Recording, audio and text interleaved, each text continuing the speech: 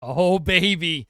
Oh, baby. Play La Bamba, baby. Your Edmonton Oilers are one more win away from their second consecutive berth to the Stanley Cup final, but there's a lot of work that's left to be done. You know the Dallas Stars are not going to go down easy. We have a lot to talk about in this game. So in the fan reaction, of course, I'm going to address the injury to Zach Hyman.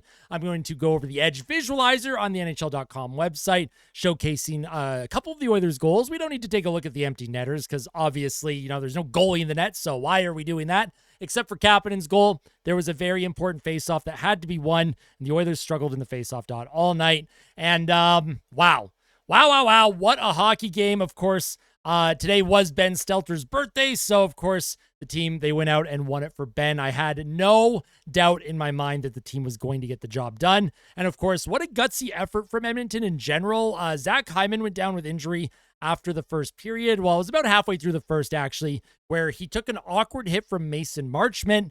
Marchment looked like he kind of elevated. He may have left his feet. Hyman saw him coming. It's just one of those plays where maybe Marchment is trying to get an extra piece of Hyman. It's away from the puck, so at minimum, probably interference in my view.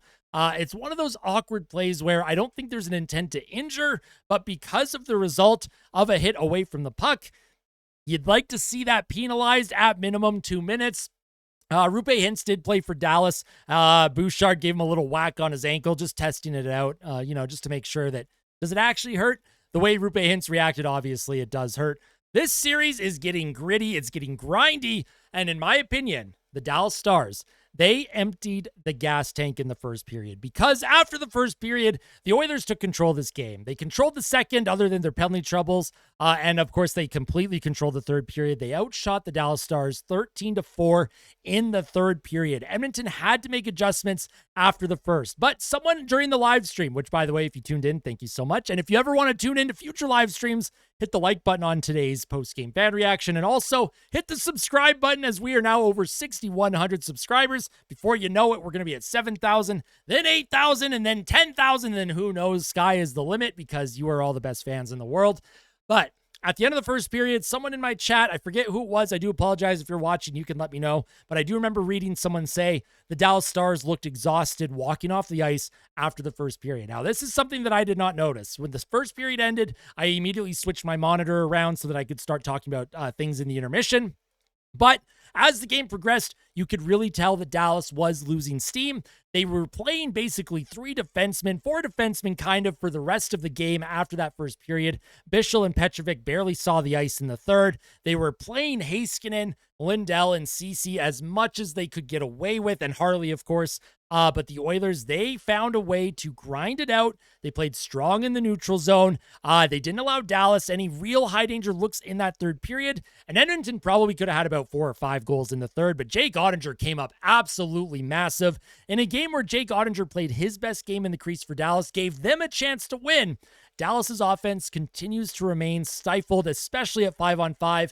The lone goal coming from the Dallas Stars was Jason Robertson on the power play. Dallas went 1 for 4. The Oilers went 2 for 3, I think. Yeah, it was 2 for 3. Corey Perry, the ageless wonder, continues to just amaze everybody.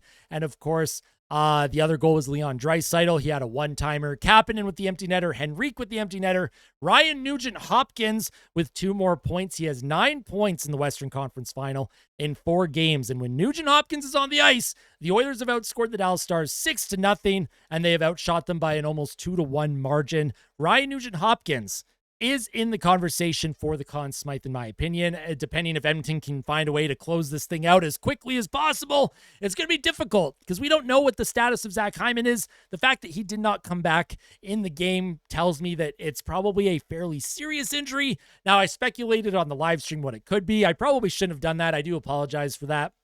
If you're watching the live stream, I shouldn't speculate on what the injury could be. I was just thinking about an injury that I sustained when I was younger, and it looked very similar. The way he reacted looked similar to how I reacted, but I cannot project my own experiences on a professional player. I am not a doctor. I am nowhere near qualified to speculate on what the injury is. I hope for Zach Hyman, it was one of those hits where it knocks the wind out of you. Maybe it hurts his shoulder, and he's okay to go for Game 5. If he's not good to go for Game 5, obviously, more lineup adjustments will be needed. It's next man up for the rest of the playoffs here. Potentially, we could see a Jeff Skinner if Hyman can't go. You could see Ekholm come in. Maybe they just stick with an 11-7 formation. There's a lot of different options. We will discuss it, and we'll go from there. At the end of today's video, if you want to stick around, I will be answering some fan questions and comments from the Discord server and, of course, Twitter or X.com. If you ever want to follow me on Twitter, link is in the description. All of my social medias are in the description of every single video, and there's a link to the Discord also in the description as well. And hopefully I get to see some of you and interact with some of you soon. But let's go to the NHL Edge Visualizer here. Actually, give me 1 second. I just have to do something. 1 second. Hold on. I'm just bookmarking a couple tweets so that I don't forget to answer them at the end of this video.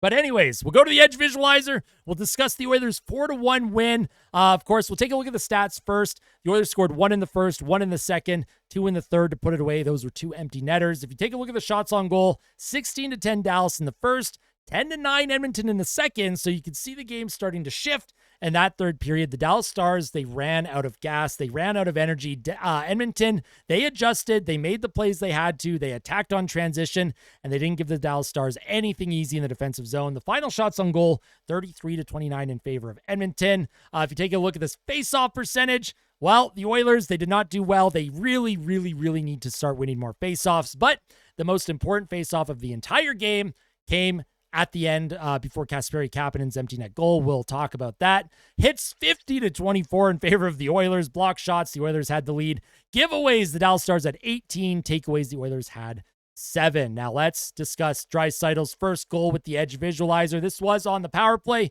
That top unit was struggling to get zone time in possession. Perry played it back to Draisaitl. Draisaitl walks in with Nuge. A little give and go, and Draisaitl with his patented one-timer. 1-0 Edmonton. Crowd going nuts. Now, the second period, the Dallas Stars got a couple power plays consecutively, and they were buzzing. You had Harley play it to Robertson. Robertson down low. Shot goes wide by Marchment. Granlund back to Harley. Over to Robertson. He walks into the high slot. The Oilers were absolutely gassed. They could not get the puck out of the zone. McDavid and Janmark, they were kind of stuck along the half wall. They had a chance to get it out. They just couldn't get it out. Dallas did a great job. They were pressuring and pushing. That tied the game. But not too long later, only a couple minutes later, the Oilers get their own power play, and the ageless wonder Corey Perry, his 6th of the postseason. Puck comes to Draisaitl, gives it to Bouchard, over to McDavid, down low to Nugent-Hopkins, and Nugent-Hopkins did such a good job. The little toe drag, waits for Cody Ceci to slide out of position, and Corey Perry, he just has a stick on the ice. Puck goes off the stick and into the net. Corey Perry continues to be incredible. Nugent-Hopkins has been absolutely clutch this postseason. McDavid, of course, gets an assist on that as well. Love that for Connor. And then when the team needed a face-off win the most, when they needed that defensive zone draw, after the commercial break, the Dallas Stars, they had their net pulled, and then off the face-off, Draisaitl, who had been struggling all night in the dot, goes up against Wyatt Johnston. Draisaitl ends up winning it back. Brett Kulak will step up. He'll grab it with a great play. He'll send it up the ice. Now, for some reason, Dallas, they didn't have 2 players skating back after the lost draw. I think Rantanen should have also been coming back as well. Puck is flipped into the neutral zone. Kasperi Kapanen picks it up, and with Kapanen's speed, you're not going to beat him. I'm so sorry, Matt Duchene. You just are not going to catch Kapanen. He puts it to the empty net. Kulak with an assist. Draisaitl, his 2nd point of the game. And then Adam Henrique, he gets the 2nd empty netter for the Oilers. The puck came back into the Stars zone. Harley tries to make a play through the neutral zone. It's going to get picked off, and McDavid tips it to Henrique, and then Henrique just sends it down the ice. Wallman also gets an assist on that goal by Adam Henrique. That's a great sign for Edmonton. After the injury to Zach Hyman, who's stepping up? Right? Who is stepping up for your team? Where is the depth coming from? Can they rally around it? Yes, they do. Draisaitl, goal assist. Corey Perry, goal and an assist. Nuge, 2 points. McDavid, 2 points. Adam Henrique and Kasperi Kapanen, each with a goal. That is absolutely massive. And then, of course, for the defense, Kulak, Wallman, each with 1 assist. And look at Stuart Skinner. .966 save percentage, only 1 goal against on 28 shots. And of course, we have to take a look at the Dallas Stars here. You had Robertson, his 2nd goal of the series on the power play. Granlund with an assist. And then if you take a look at their defense, Harley got an assist on that as well. But look at the time on ice for their defense. Bichsel and Petrovic only played 11 and a half, almost 12 minutes each. It was you're running Harley, Heiskanen, and Lindell the most. Those are your top 3 D-men on Dallas. It makes sense, but you could see them starting to lose energy as the game wore on. And when we take a look at the forward group as well, Rantanen led the way for Dallas, -2. Duchesne, but if you take a look, Oscar Beck only played 802. Jamie Benn played less than 10 minutes. Obviously he's trying to get their top guys. If you're Pete DeBoer, Rantanen, Robertson, Johnston, Hintz, Duchesne, Sagan, those are the guys that you're expecting to produce for your team. And right now, Dallas is stumped at 5-on-5. They just can't seem to bury one at even strength. And of course, credit to Edmonton's defense as well. And if you take a look at Ottinger, his best game of the series, a .935, was not good enough. He will be tagged with the loss. The Oilers grind it out. Now, if we take a look at the money puck situation, the expected goals, the deserve to win meter handily in Dallas's favor, but most of their expected goals actually came in that first period. In fact, I'd say over half of the expected goals in their game was in that first. If we scroll down, we'll take a look at Dallas. After the first period, they were at 1.6 expected goals. After 2 periods, they were sitting at 3.1 expected goals, and they finished with 3.5. So they had nothing going in the third. Of course, the Oilers ended up on top because of the empty netters. If you switch to 5-on-5 play, basically 50-50. You could see the Oilers, look at this. As the game wore on, Dallas with all the chances, but near the second half of the second period, you see the Oilers get back in it, and it tracks with the eye test as well. You could really feel that Edmonton was, finding a way to just tire the Dallas Stars out, and without the play of Stuart Skinner, Stu has been absolutely massive in this series for Edmonton. He, along with Nugent-Hopkins, have basically been the MVPs of the entire series. Corey Perry led the way in expected goals for percentage for all players. If you take a look at Janmark and Frederick Kapanen, of course, they were pretty down low. Again, a lot of those numbers were skewed from the first, but the Oilers' top guns, Nuge, McDavid, Bouchard, they're all very high in the expected goals area. Draisaitl almost 50%, but you know how it goes. If we scroll down, Jake Ottinger, 0.94 goals saved above expected. He was in the positive range. So, it's not like Ottinger can be blamed on this one. It comes down to the forwards for Dallas not finding a way to produce. They are struggling to produce right now. They have been ice cold since this series started. And yes, they did win game 1. They came back. They had mini power play goals in that game 1. But the 5-on-5 production is nowhere to be found. If you look at Stu Skinner, another plus 2.53 goals saved above expected, and a .966 save percentage. You love to see that. Now, let's get into the fan questions and comments. I'll answer a few from Twitter or X.com, and then I will answer a few from the Discord server. So, Trent says 5 more wins. The Oilers have been stupendous. Let's close it out Thursday and have a great night. I could not agree more with you. Yan tweeted, just wanted to share this stat to celebrate another goal by our favorite ageless wonder, the GOAT, Corey Perry. Now, if you look at most playoff games since 2000, Corey Perry on his own, he's played 230 playoff games. Pittsburgh Penguins, 219 as a franchise. Tampa, 218 as a franchise. Boston, 208. And San Jose, 204. Corey Perry, that's unbelievable. That is a lot of mileage on Corey Perry. Of course, he is a future Hall of Famer in my personal opinion. Let's see if they can get the job done Thursday, and he will be instrumental if they are able to. Tyler sends Oilers improved to 7-0 in Game 4s under Chris Knoblauch. They are also 10-2 in series-clinching games. Let's get this done. Down and dirty in Dallas, baby. Stu is a machine. Hope Hyman's is okay. I also hope Hyman is okay. Mike tweeted, Knobs tried some interesting forward lines tonight. If Hyman and Brown remain out for Game 5, what lines would you like to see the most? And does Jeff Skinner get another chance? If Hyman and Brown are both out, and Ekholm cannot go, yes, Jeff Skinner's the next man up. He will be in. No idea what the lines are going to look like. Chris Knoblauch and the coaching staff, they have a lot of decisions to make. I don't even know what the lines are going to look like going back to Dallas.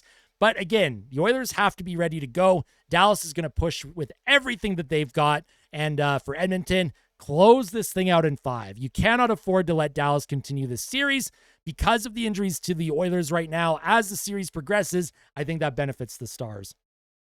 Gio sends in, hey, Austin, great game tonight by the Oil. Do you think there's a chance that Ekholm is ready to play, but the team is waiting on putting him in until a stinker game? Now, this is actually something I discussed with my dad earlier today on the phone. I really do think that as long as Edmonton is ahead in the series, they will not play him, but that was before Hyman got injured. So if Edmonton is trying to play a game where they are just trying to lock it down and play low event hockey, maybe you go 11-7, right? You don't insert a forward next game. You put Ekholm in, you go 11-7. That allows McDavid and Draisaitl to get those double shifts every now and then. Maybe you can produce a couple goals and then lock it down. I don't know what the answer is.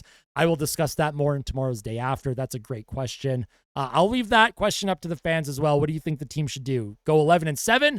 Do you put Ekholm in? Do you take a defenseman out? Or do you put Jeff Skinner in? Lots of options here for Edmonton.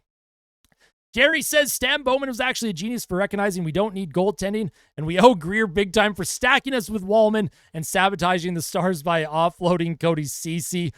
Poor Cody Ceci. He was obviously far from the problem on Dallas tonight, but obviously that Jake Wallman trade for the Oilers, Mike Greer did his former team a solid. I completely agree with that.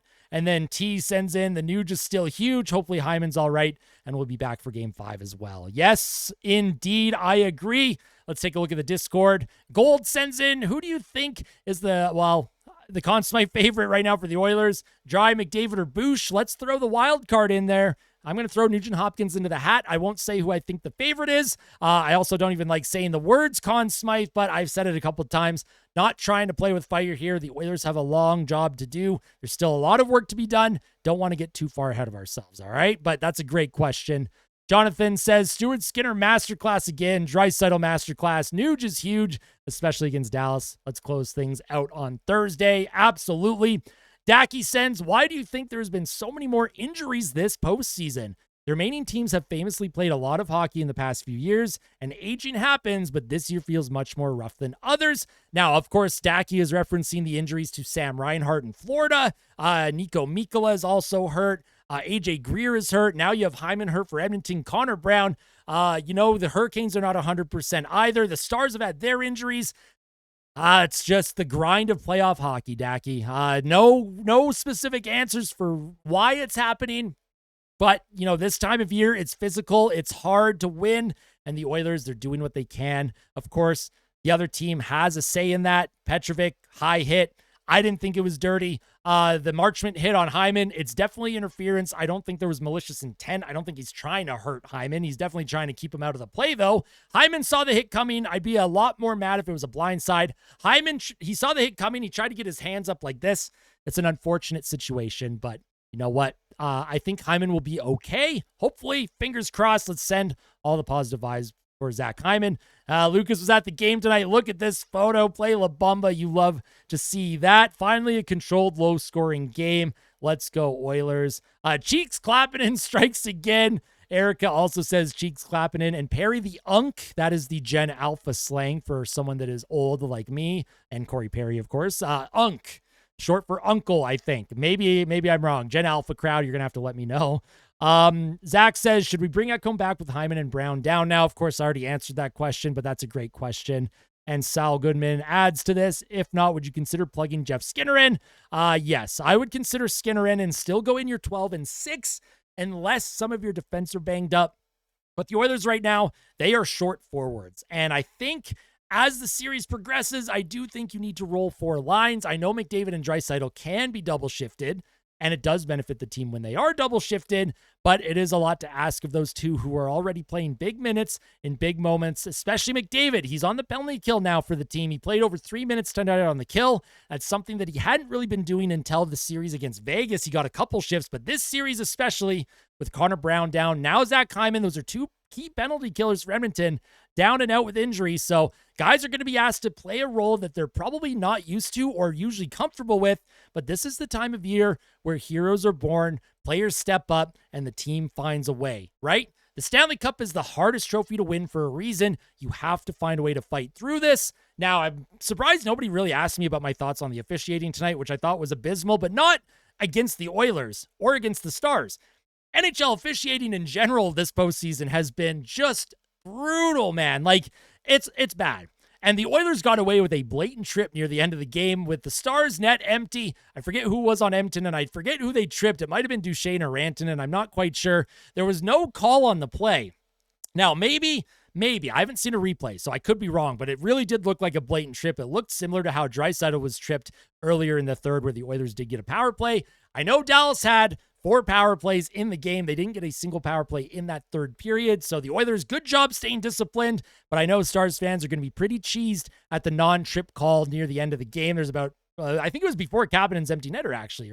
Yeah, it was definitely before the Kapanen empty netter. That could have given the Stars an opportunity to have a 6-on-4, but sometimes you win some, sometimes you lose some. That's the breaks. That's how NHL officiating goes. Sometimes it benefits your team, sometimes it doesn't. This is why I don't really complain about the officiating in general, because it's bad for everybody.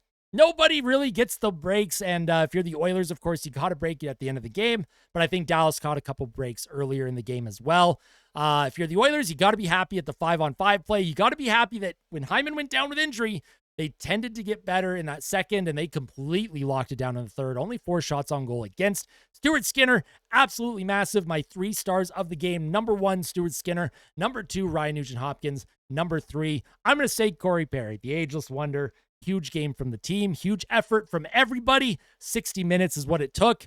It looked dicey for moments in the game. Dallas had a ton of pressure. But I do think Edmonton, now that they've taken control, 3-1 series lead, the Dallas Stars, I think they emptied the gas tank tonight. Yesterday, or the day before, that afternoon game, and I think tonight, they emptied the gas tank. Hopefully the Oilers can jump on them early in Game 5. Scoring first is key and pivotal. The Oilers have scored first in every single game in the series.